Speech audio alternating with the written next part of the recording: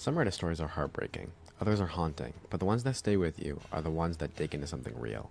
In this video, we explore two gripping true stories straight from Reddit. One about a young woman's desperate escape from years of abuse, another about a man who inherits his uncle's remote home, only to uncover a terrifying secret hidden deep in the woods. These stories are raw, personal, and unforgettable, so sit back and prepare to be pulled into two very different journeys, one of survival and one of discovery. That should have never happened. Our first story is posted by user Throw Raw Runaway Truth. It goes like this. I was born into a home that looked ordinary from the outside. Neat, middle class, two-story, blue shutters, the whole 9 yards. But on the inside, it was anything but ordinary. My dad was what you'd call a respected man.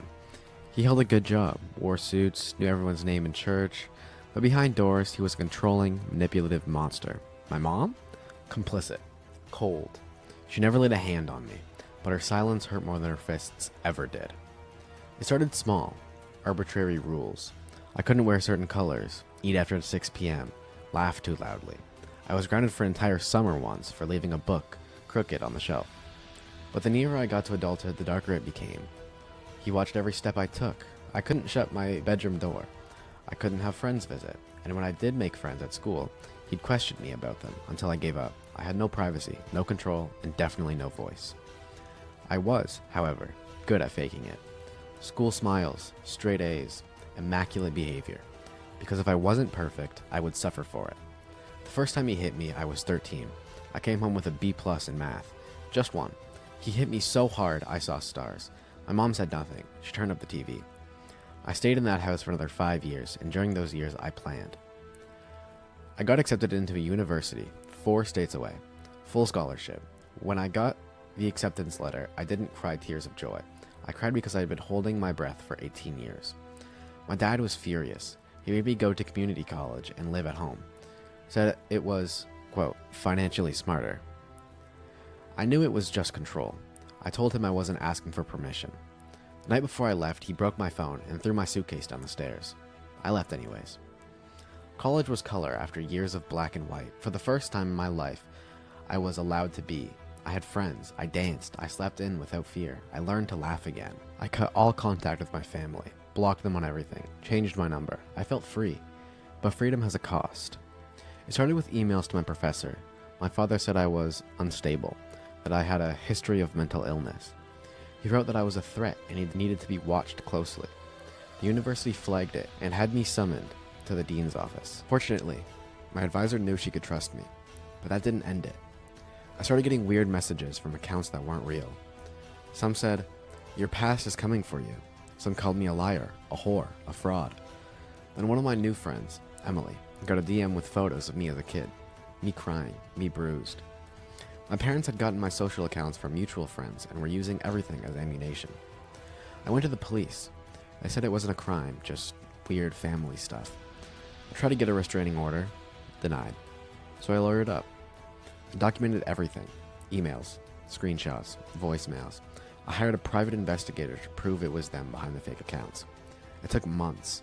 Months of waking up in cold sweats, of jumping every time my phone buzzed, of looking over my shoulder on the way to class. But eventually, I got them. The private investigator traced one account back to my dad's IP. Another to a burner in my mom's name. That was enough. Restraining order issued. University security flagged their names and photos. I changed dorms, changed my locks, got therapy, and then, eventually, the silence came. To this day, years later, I sleep with a noise machine. Sudden loud noises startled me. I hate closed doors. I triple lock every lock. But I've rebuilt. I graduated, got a job in social work. I helped kids get out of homes like the one I grew up in. I met someone. We live together now, in a tiny apartment that's filled with plants and quiet. Sometimes I still look over my shoulder, and honestly I probably always will. But I'm free. Not just from them, but from the idea that I had to make myself smaller to be loved. That story is a reminder, escaping abuse isn't just about leaving the house. It's about surviving, everything that comes after. If you, or anyone you know, is dealing with a toxic family, here's the thing. Freedom is possible, and life on the other side, not only is it better, it's yours. Now her story is a powerful reminder that sometimes the hardest fight is simply leaving and staying gone. But survival doesn't always come in the form of people. For this next story, we shift from human betrayal to something more chilling. Something hidden in the wilderness, where one Reddit user finds that his family's secrets didn't die with his uncle. They were waiting.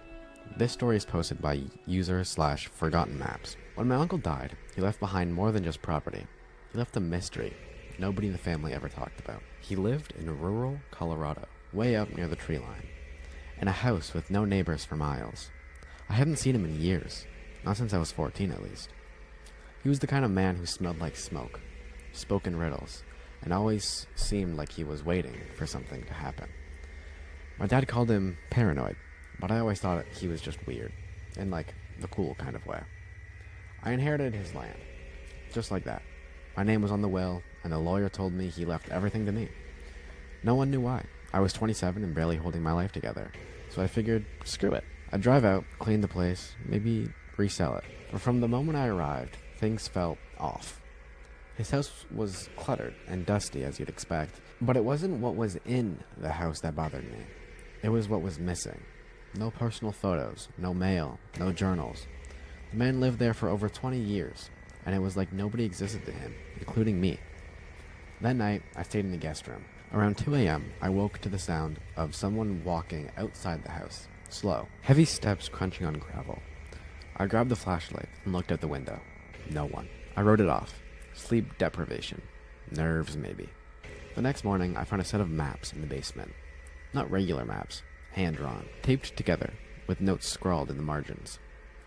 One in particular stood out. My uncle had drawn a thick black circle deep in the forest on the northern edge of the property.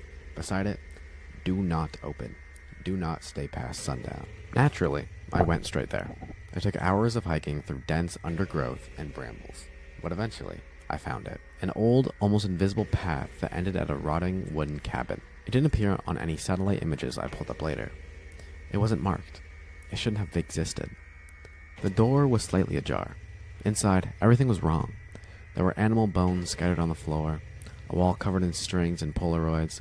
The air smelled coppery and sour. One of the photos was my uncle, standing in front of the cabin. Next to him was a tall black figure, blurred like it didn't belong in the frame. Another picture, me, taken last year, in my apartment, sleeping. I dropped the box of pictures and ran. That night, back at the house, I locked every door, every window. But at 2:13 a.m., the power cut out, and again, I heard footsteps outside. Except this time, they didn't stop at the house. They walked up to the door and knocked. 3 slow, deliberate knocks. I didn't answer. They came again the next night, and the next. I don't know what my uncle was into, or what he brought back with him, but I don't think he died naturally. I think he found something out there, something that followed him back. I sold the house a month later to a developer. I never returned, but I still hear knocks sometimes, no matter where I am. From escaping real-life monsters to stumbling upon something that defies explanation, these two stories just show us how many shapes fear can truly take. If stories like these resonate with you, whether they're emotional, paranormal, or just plain mind-blowing, consider subscribing for more Reddit deep dives and real accounts to stay with you long after the screen goes dark. And if you're still watching, you'll find more unforgettable stories waiting in the outro scene. Because sometimes the scariest tales are the ones that are true.